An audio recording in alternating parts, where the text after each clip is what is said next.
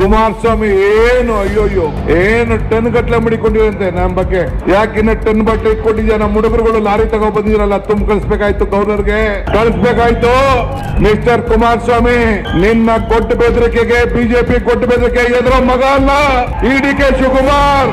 ನಮ್ಮ ಬದುಕು, ನಮ್ಮ ಕಷ್ಟ, ನಮ್ಮ ಶ್ರಮ, ನಾವು ಆಸ್ತಿ ಮಾಡ್ಕೋತೀವಿ, ಏನ್ ಮಾಡ್ಕೋತೀವಿ, ಸರ್ಕಾರ ಇದೆ ನೋಡ್ತದೆ. ನಿನ್ನ ಚರಿತ್ರೆ ನಾನಿನ್ನ ಬಿಚ್ಚಿಲ್ಲ, ನಿಮ್ಮ ಅಣ್ಣ ತಮ್ಮಂದಿರ ಆಸ್ತಿ ಪಟ್ಟಿನ ನಾನು ಬಿಚ್ಚಿಲ್ಲ, ನಿನ್ಗೆಲ್ಲಿಂದ ಬಂತು ನಾನಿನ್ನ ಬಿಚ್ಚಿಲ್ಲ. ಬಿಜೆಪಿಯ ಸ್ನೇಹಿತರು ಅವನು ಯಾವನೊಬ್ಬ ಚೆಂಗ್ರು ಹೋಗಿ ಗವರ್ನರ್ಗೆ ಅರ್ಜಿ ಕೊಟ್ಟವನೆ.